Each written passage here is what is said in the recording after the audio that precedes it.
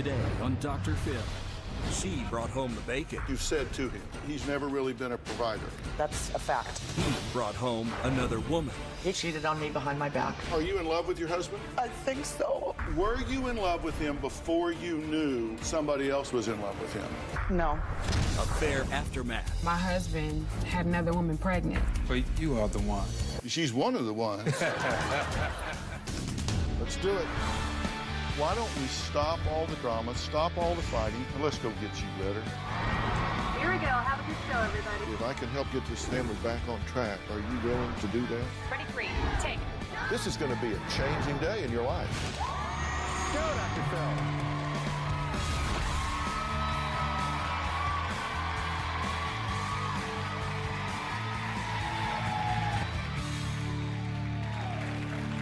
Well, she calls him sauce, he calls her sexy. Now, this sounds like a couple in love, right? Well, not really. It's a man and his mistress. And his wife discovered their affair when she found his secret cell phone filled with hundreds of racy text messages and naked pictures. Take a look. My husband of 15 years cheated on me behind my back. My husband has never had a decent job. I've always been the leader and provider financially in this home, and he had the nerve to go and cheat on me. About January of this year, I could see a big change in Jeff. He seemed different, and I knew in my heart it was a woman. I became obsessed with looking online at his phone bill every single day. There was a number that popped out to me. I called the number myself and hung up when I heard the woman answer. So now I had to get into more undercover work. I went to his car and found the phone. Saw a couple texts. They had nicknames for each other that sucked. Horrible. She called him sauce, which makes me sick. He called her sexy. There was close to 500 pictures on the telephone. 90% of them were of her. A lot of naked pictures. There was a handful of Jeff, a couple that were naked. It's made me physically, emotionally ill, and I don't know what to do about it. Well, April's husband, Jeff, says it's not his affair that ruined their relationship. Their marriage was rocky way before that. This marriage has been a roller coaster the last several years. I have been the provider almost from day one. There was a good 3 years that I made over $1.2 million. I have purchased a lot of expensive gifts, a $37,000 Harley, an $80,000 boat. I built a house on the Colorado River. April has resented me because she does make more money. He has just been spoiled for so long that he just expects it. April has just done a lot of belittling, and that's what's really affected me the most. The things that April says do hurt. I'm fat, I'm balding, and no one's gonna want me. I'm a loser. I opened that coffee shop. My motto was to make it like the old Cheers, and I knew everybody's name, and I would talk to everybody. I wanted pretty much nothing to do with the coffee shop. I hate coffee. I did meet this woman at the coffee shop, and we would talk. She said she was having problems in her marriage, and I would say, yeah, me too. I felt good. I would tell her April was very rude last night, and she was telling me how fat I am or how I'm getting bald, and she would turn it around and say, well, you're not. You're very attractive. You're a good-looking guy. You're smart. And I liked that feeling. I thought, wow, this is amazing. There is somebody interested in me. For several years now, I've been told that I am nothing and I have nothing. He started gaining some weight, which made me second-guess an affair. Eventually, we ended up sleeping with each other. She would go get the hotel and already have it lined up, and I would go and meet her there. There was several times that we would meet up and have sex. I had an affair with this woman because I felt like my marriage was in a spiral. I felt like we were heading for divorce. I did not feel that April loved me.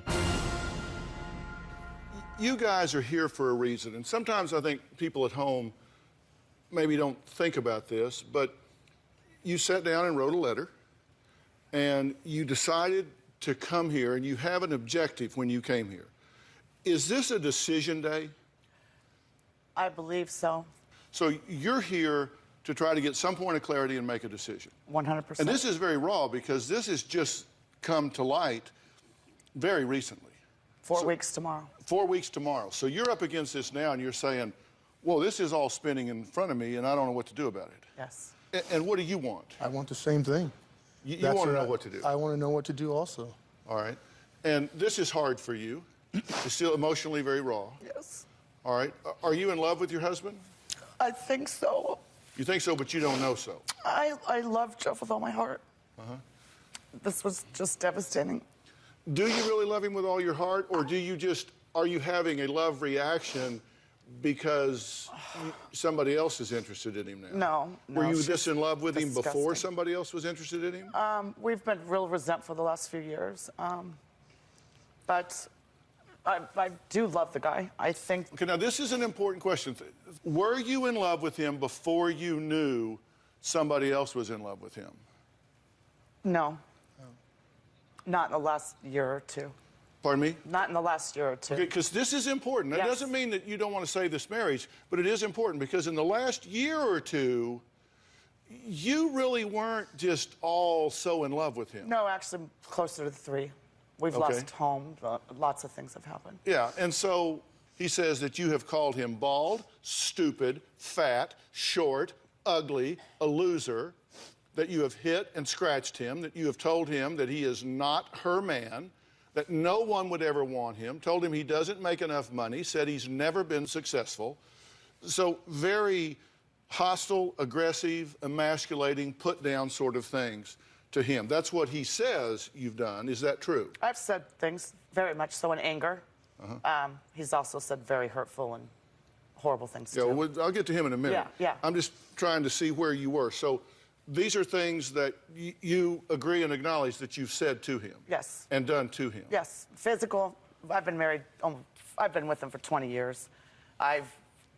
Physical. If I been physical, I should have attacked him when I found the phone, and I didn't do that.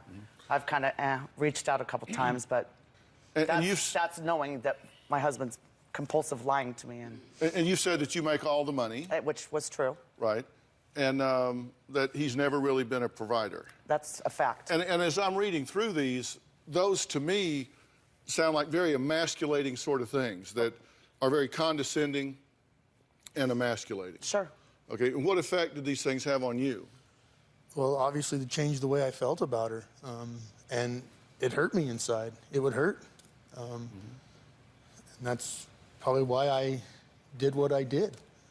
No, it's not why you did what you did. Well, You did what you did because you made a choice to turn away from your partner outside the marriage and take up with somebody else instead of manning up and dealing with the issues inside your marriage. So, I mean, you got to own that decision. She didn't make you do what you did. You did what you did, correct. and you have to own that. So there are no correct. victims here. That's correct. You made the choice, and I did you it. went and did it. Yeah. Now, next But in April... my defense, I would not have done what I did if we had that perfect marriage. I There's wouldn't no have been out defense. There's no looking out. justification. You should have left. Well, so you are saying it's her fault. No, I'm not blaming her. I'm just saying if we had this perfect marriage, I don't think I would have done what I did. Well, you're contradicting yourself. You're saying, I'm not blaming her. I'm just saying, if she hadn't done what she did, I wouldn't have done what I did. I got you. So you are saying that it's because of her. And look, I'm just telling you, I understand. if you don't own it, we're done. Because if you don't own it, you can't change what you don't acknowledge. We'll never heal this if you don't own your choices. And I don't know that we will anyway. But trust me, you had a lot of options given what she did. That is correct. A lot of options other than going off and having a clandestine relationship with somebody outside your marriage. That's correct. She didn't, you did, so don't put it off on Okay, her. that's All right, correct. next, April found hundreds of racy texts and images on Jeff's cell phone, but it was one picture that sent her over the edge. You'll find out what when we come back.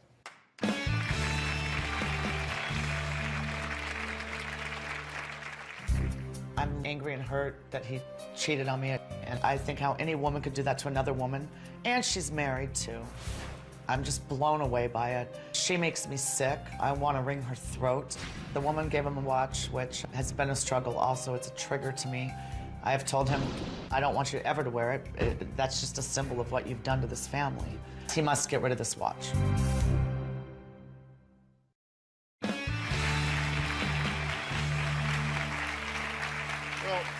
Well, I guess April and Jeff lived the high life for years. April made millions. They drove expensive cars, took fancy vacations, lived in a mansion on a hill.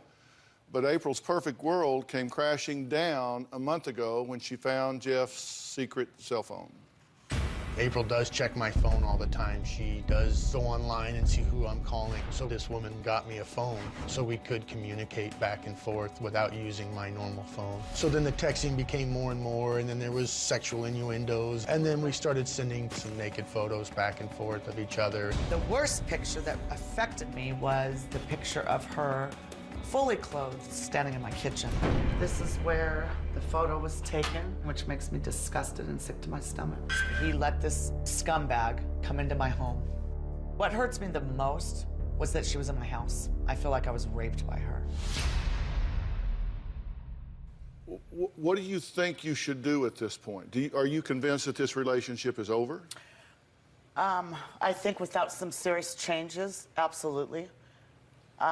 When my industry crashed, when the mortgage industry went down, so I went from making $1 million a year to under $100,000.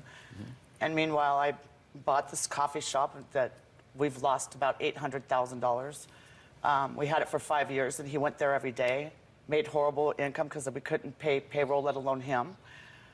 I hated it, but he still had the happy life. He's a cheerleader, and this is where he also met this loser. It finally closed in July of this year. We also bought our home that we're in today in June. And it's crazy to me that he was having this affair as we were buying another home together. Why didn't you leave first? I think I have a beautiful 13-year-old son. And I do love Jeff, but he has to be a provider. He has to be a provider at this point, whether I make $100,000 or $1 million. I don't want to be in the control seat. I've been that way the whole time, and it's so old to me. I don't want to do it anymore. But you've defined it that way from the beginning. From the beginning. And you've taken kind of a parent-child position with him from the beginning. And children grow up and rebel. I mean, that's the reason that I always tell married couples, parent-child relationships don't work. I know. I've traced your relationship back from the very beginning. I wrote it down. You have judged him from day one. You said, this is not the kind of guy I want. You said he was short, he was too young, he was dysfunctional. That wasn't from day one, but when I met him, he lived in a tent trailer in his uncle's backyard working for a family-owned pawn shop and made low income but free rent type of thing. And I was a struggler, I was young, became best friends. We eventually moved out together, and it was like, Jeff, you need to not work for the uncle's pawn shop anymore. It doesn't make sense because it's far. And so he did. We made about the same amount. We made about the same for a minute. There was no. I was probably in the 40,000 range, and you were still about 20. It's not about the money. You No. said the first time you kissed him, you thought, oh my God, I'm going to break his heart. Yes, absolutely. He wasn't my type of guy that I typically went for. He was younger than me. I never, ever went for a younger person. A couple years younger, it's not crazy, but we established a friendship. I also never did that before. But he came from dysfunction. I came from dysfunction and suicide. He came from suicides. It was like, wow, you're normal. So I had this friendship thing that, wow, how are you normal? I want to be normal too. Do you want to be in this relationship with her? I do. Now, you said that quickly, but do you really? Because we asked you a lot of questions leading up to this, and I heard a lot of, gee, I don't know. And you say here, sitting in front of her, you do, but that isn't what I heard you saying as we asked you a lot of questions. I heard a lot of, I don't know. I do, but I feel that things need to change in order for that. Why did you say I do when I ask you? Why did you give me half of a truth? Because I think deep down inside I do. I do want it to work. Am I leery of that? Yes, I am kind of leery. Then why aren't you saying, look, guys, this is your time. This is your moment. If you guys don't tell me the truth, we're wasting our time.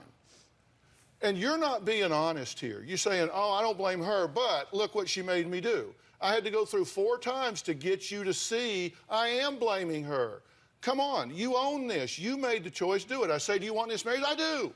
Now, wait a minute. That's not what you said. What you said is, if she continues to browbeat me the way she has, time and again, and emasculate me and put me down and demean me, then hell no, I don't want to be in a relationship like that. That's the truth. Right, that is so the you truth. get here in front of her, and you get clay-footed and say, oh, yes, I do. Good little boy, I'm in front of mommy, yes, I do. That's not the truth. That's true. You are a very controlling woman. You are a very proud woman. You make a lot of money. You buy the cars. You buy the houses. You do this. I've always made more money. He says, we made the same amount of money. Well, maybe for a minute. Really? Are you, I mean, you're just pretty proud of the way you turned out, aren't you? No, absolutely not. I'm just sick of doing it for as long as I have. Because right now the times aren't good. We're $50,000 in credit card debt. He has this Harley that he just has a sense of entitlement. But this is not about Harleys. This is not about boats. This is not about cars. Yeah, you're right. You're right. I don't care about material things. I would get rid of any material things, but the material things that I've purchased for him, I'm not selling my Harley. At one point, he said, I would divorce you before I'd sell my Harley. Dude, we're $50,000 in credit card debt. You're making no money right now. You're in training. I'm making hardly anything, and I'm paying $1,000 in interest on these credit cards a month. Sell the Harley. When you make money, go buy yourself a Harley. Let me tell you. That's where the providing part that I need him to step up and provide for my child, and not go sell more, April. That's what I've heard. Go sell more. Go sell your jewelry. Really? All right, y'all take a breath, and I'll take a break. Jeff had a mistress. He has a wife. And now there's another woman in the mix threatening to ruin his marriage. We'll meet her when we come back.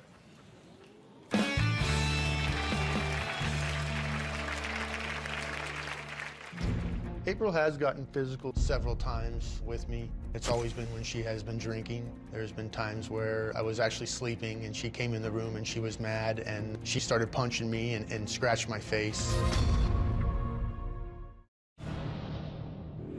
When April drinks, she does get verbally abusive. She would lash out more. She says she feels sorry for me. She's gonna find somebody and I'll never find anybody. She would drink sometimes to where she would actually fall. There were several times she would just drink until I would have to put her to bed, passed out. Well, Jeff says his wife's drinking and verbal abuse have gotten completely out of hand in recent years, but April says their marriage is on the rocks because of his affair. Not because of her drinking, not because of her abuse, not because of anything that she does. So what do you say about all that? You got a drinking problem? I absolutely could have a drinking problem. In the last several months, I stopped during the week. You would absolutely say I have a drinking problem.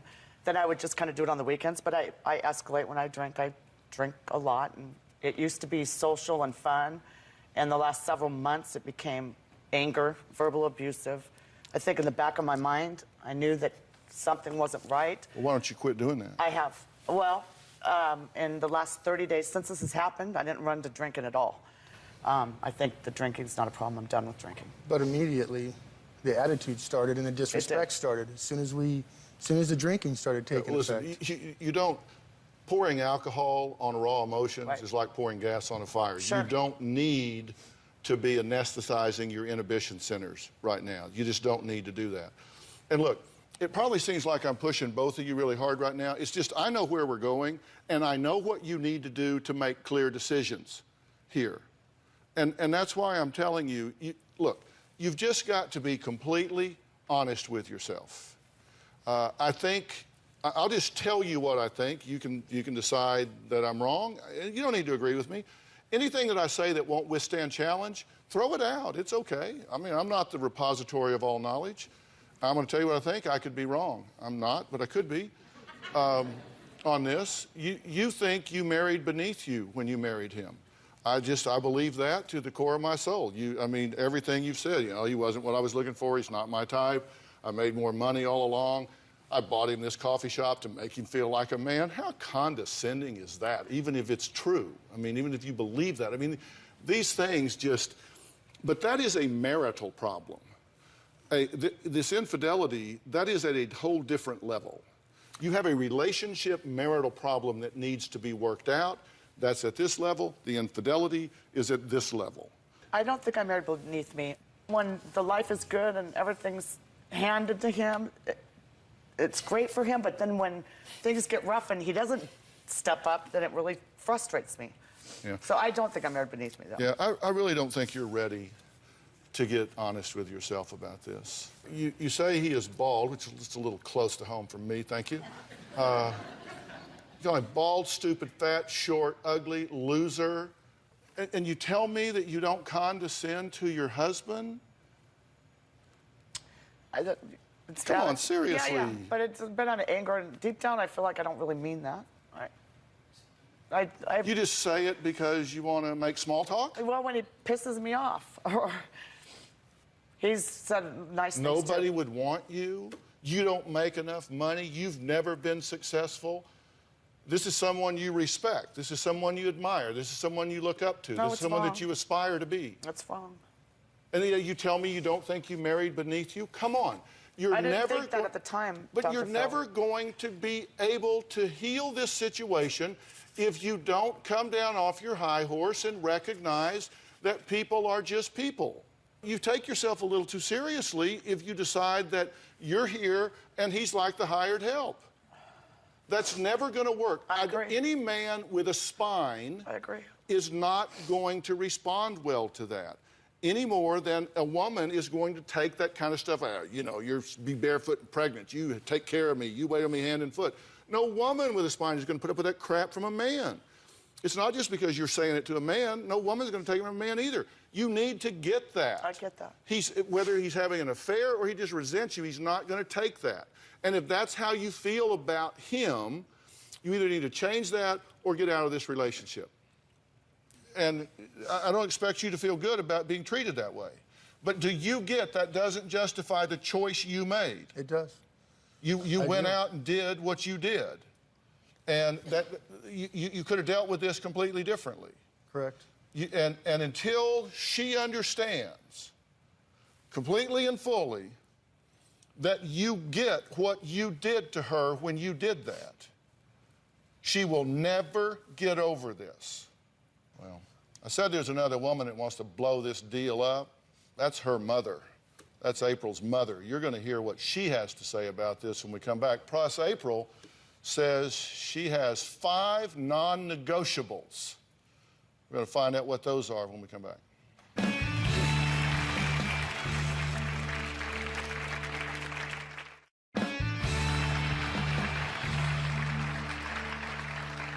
Well, April's mother, Karen, is also here. She says she doesn't want Jeff and April to work things out. In fact, she wants April to kick him to the curb so badly that she is the one that wrote into the show. She said, look, I want these guys to end this thing. Karen, what do you think needs to happen here? And if I said anything that changes your mind about this?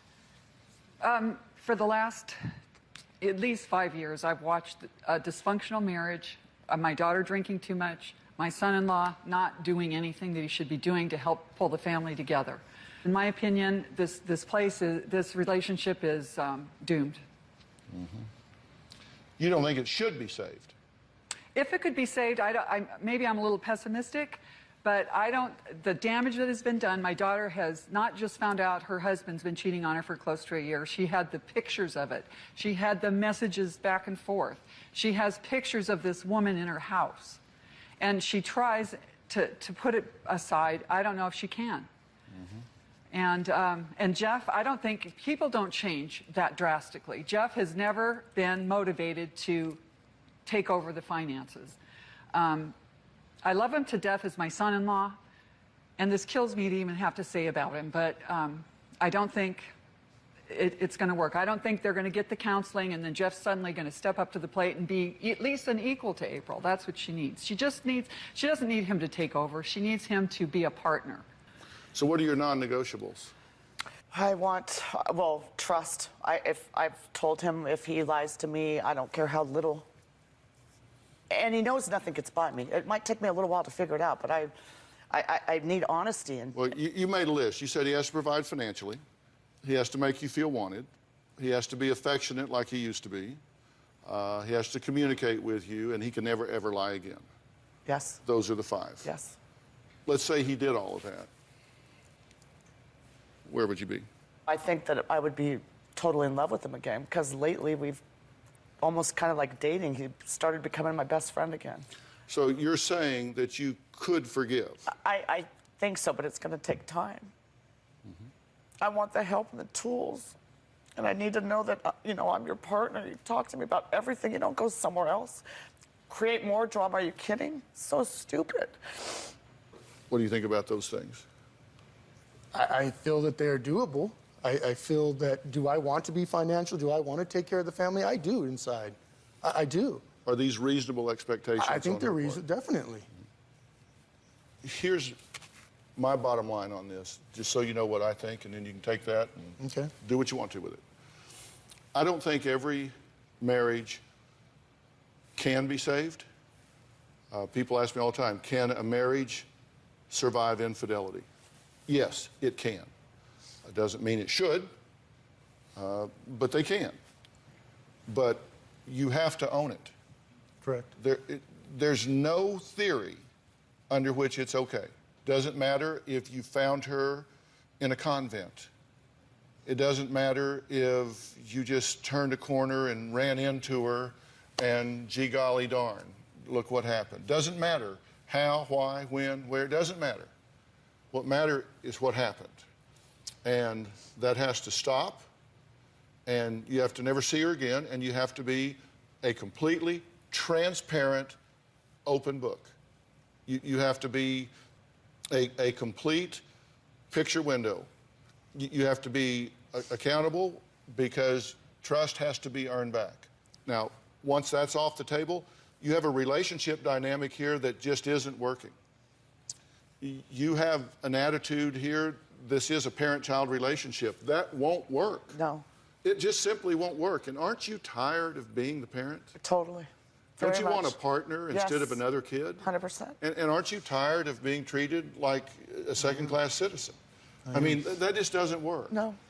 So you need a true partnership here. And to do that, you have to expect it, you have to provide it, you have to really engage each other in that level. And this stuff about being abusive with each other and condescending to each other, calling names, those are just not things that can go on. Require more of yourself. I agree. And you're going to need a guide through this, and I will help you with that. I will help you with skilled counseling to help you navigate this rocky terrain at this point.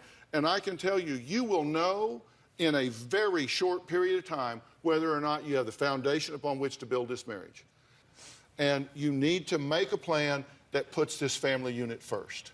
And if it means selling everything to get out of debt, then sell everything to get out of debt. There's nothing sacred here. You do what you have to make the family first, to provide security for your child and for your family unit. And to do that, you roll your sleeves up and you work together as partners, not antagonistically. You work together as partners. I agree. And that begins with forgiveness and commitment, and you work through it. And that's my advice to you. Give this 60 days. I promise you, you will know at the end of that time whether this is a go or whether it's not. Will you do that? Absolutely. Will you do will, that? definitely. And I will get you the professional to do that with. That's why I'm here. And I'm happy to do that. Thank you. All right, just recently, my next guest got married and had a baby. Too bad his wife wasn't the one that had the baby. Hear all about that when we come back.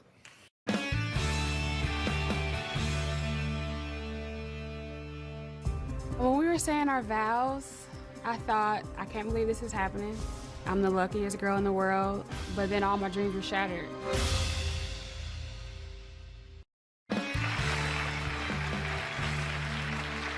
Well, my next couple are newlyweds. There's also a beautiful bouncing baby. Too bad it's not the bride's. Take a look.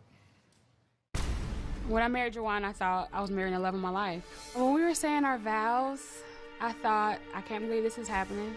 I'm the luckiest girl in the world, but then all my dreams were shattered.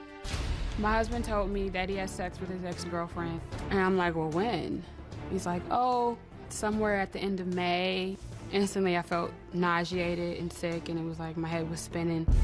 I was like, we were engaged in May. I think Jawan knew if he told me that he cheated on me with her before we got married. He knew I wouldn't have married him. I was tricked. I said, did you use protection? And he said yes.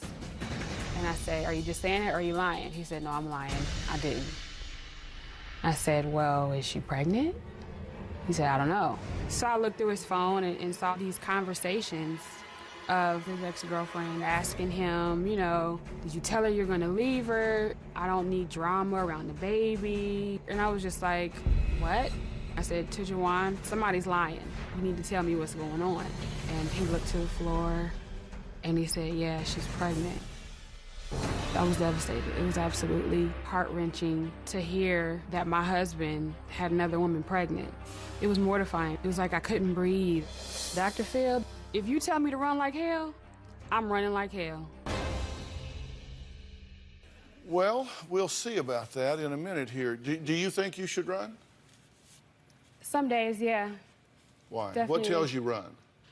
When Juwan continues to lie and hide things, that just makes me feel like he'll never be 100% truthful with me.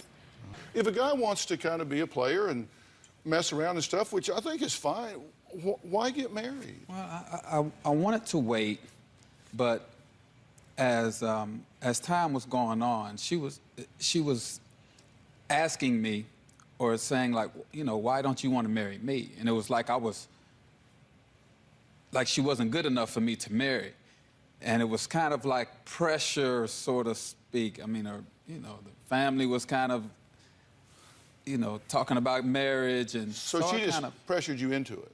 So well, that's a cop-out. It's definitely. Wait a minute, I decided to marry her. But I just under pressure.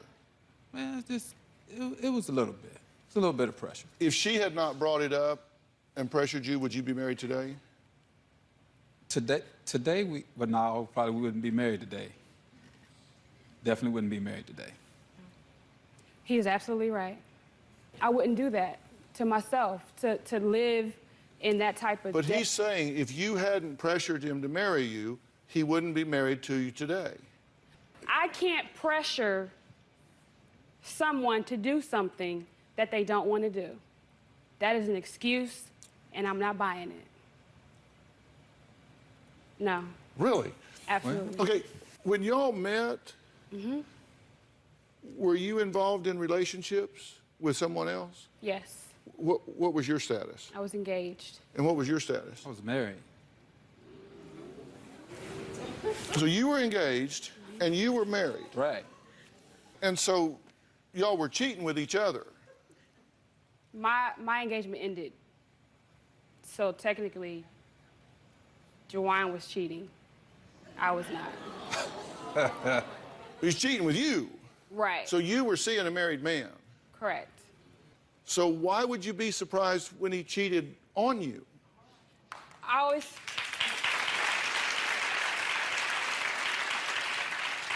That's a fair question, right?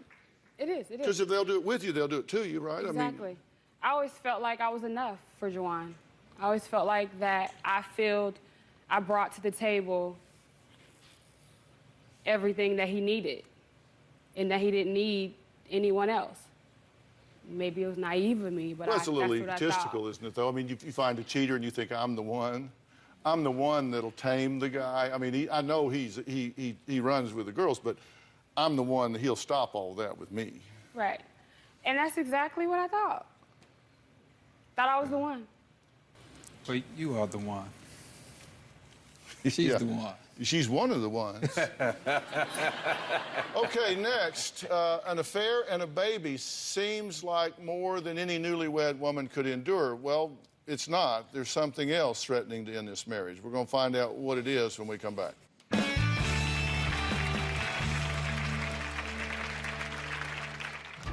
Part of my reasoning for cheating was because I was angry with her. Very upset she was holding out sexually. I took her holding out sexually on me personally.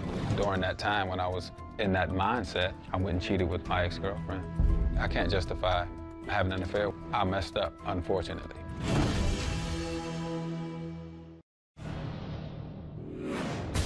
Things have definitely gotten physical between Juwan and I.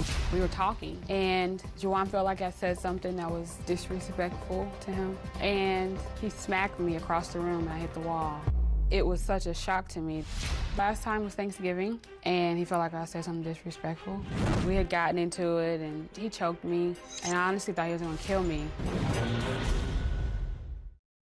Well, Charnay and Juwan have been married just over a year. Just weeks into that marriage, Charnay found out Juwan had slept with an ex and fathered a child. Now, recently, things have escalated, according to Charnay, into physical violence, and they want to know if they should stay with this relationship or shut it down.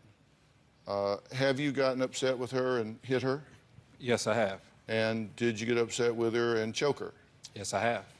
And you did have a baby with an ex. Yes, I did. Which was cheating on her. So do you have a question for me? Just a straight out question? My question is, should I run like hell? Yes. Run like hell? Yes. Do you have a question for me? Is there anything that I save our marriage? You are a high-risk candidate at this point. He's very high risk, and I'm going to tell you why. You asked me straight up, I answered you one word, yes. He's very high risk. He's cheated on you before you were even down the aisle, right? I see absolutely nothing that suggests any change in what he's likely to do. The best predictor of future behavior is past behavior. If you want to know what he's going to do in the future, look at what he's done in the past. Barring some major intervening event, he's very likely to continue his pattern of the past, which means he's cheated with you, he's cheated with the wife that he cheated on you with, he's cheated with you, he's cheated everybody. He doesn't finish one before he goes to the next, so he's probably very likely going to continue that in the future. He's been violent with you. He's hit you and choked you to the point that you thought he was going to kill you. That's dangerous. So, yes, I think you're in a very high-risk relationship. If I also sense that the chance of you taking my advice and shutting this down when you leave here is probably zero.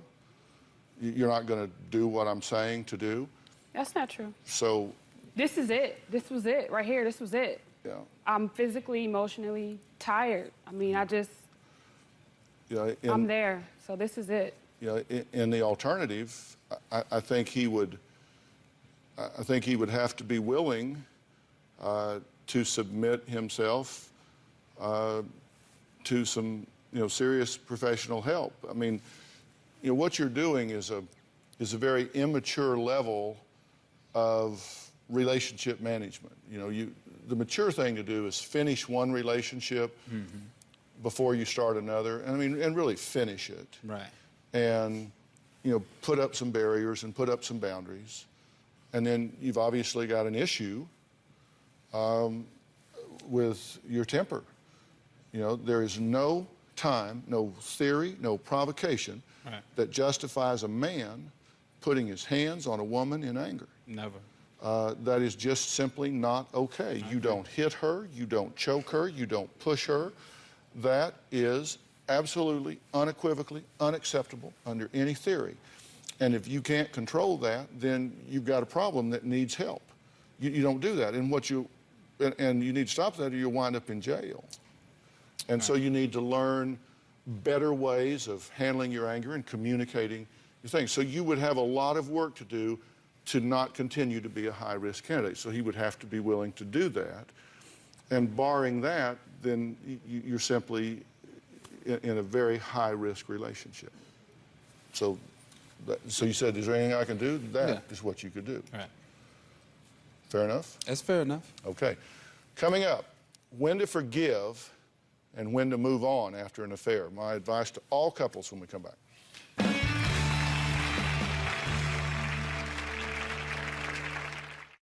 If you're in a relationship and there has been infidelity, there has been an affair, I always get asked, how do we know whether we move on or whether we try to resolve this? Look, you've got to sit down and negotiate this. Everything in a relationship is negotiated. You've got to ask yourself, do I have it within me to forgive my partner for making a really bad choice? Now, part of that is going to be a function of what you get from the other side. They have to be willing to completely end a relationship. That means no more contact whatsoever. They've got to be willing to be a complete open book. They ran it off in the ditch. They got to do whatever it takes to get it back up on the road and in a healthy way. And you've got to say, look, I don't want this to be a life sentence for them or for me. If you can never let it go, then that's going to be a problem for you and for them. So ask yourself, if I can't forgive this, if I can't start over, then it's not good for either one of you. So you've got to sit down, you've got to talk about it. And if you need help, get help. Go to your pastor, go to a counselor, do what you have to get somebody to come in and counsel you and calm things down. Don't quit while the emotions are raw. Don't quit while it's really hurting inside. Work through it. Give your feelings a voice. You're talking about a relationship that's meant a lot to you. It's worth the work. And then if when you get through with that work, you just can't get past it, okay. But know that you've done the work. And if there are kids involved, you owe it to them to do the hard work. So just think about that. I want to thank all of my guests that were here today. If you find yourself in the middle of an affair and you want information on how to save your marriage, go to drphil.com. There'll be resources there and a lot more than what we've talked about today. I'll see you on Twitter. I'll see you on Facebook. I'm always there. I look at your comments, so I do like to hear from you. Thanks for being here. So long.